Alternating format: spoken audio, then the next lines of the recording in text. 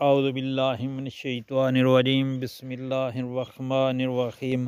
السلام علیکم پیارے بہن بھائیو، صبح خیر۔ اللہ پاک سے دعا ہے آپ کو عافیت والی زندگی عطا فرمائے اور آپ کے رزق میں برکت اور کشادگی عطا فرمائے، آمین یا رب العالمین۔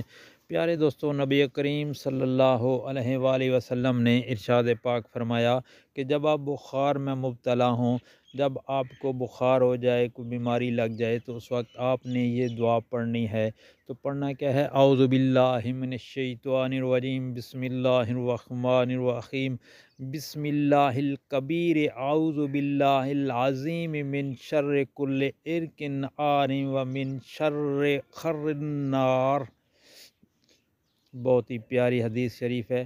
اللہ تعالیٰ بزرگ و برتر کے نام سے پناہ مانگتا ہوں، میں جو عظیم ہر پھڑکتی رگ کے شر سے اور آگ کی حرارت سے۔ دوستو، یہ ترمذی شریف کی حدیث ہے، اور جب بھی کوئی بیماری بخار ہو تو یہ دعا کثرت سے پڑھیں، انشاءاللہ اللہ پاک رحم فرمائیں گے اور اس بیماری سے نجات عطا فرمائیں گے۔ اور آپ سے گزارش ہے کہ نبی کریم صلی اللہ علیہ وسلم کی اس حدیث کو آگے دوستوں، گھر والوں میں لازمی شیئر کریں تاکہ ہر کسی کا بھلا ہو۔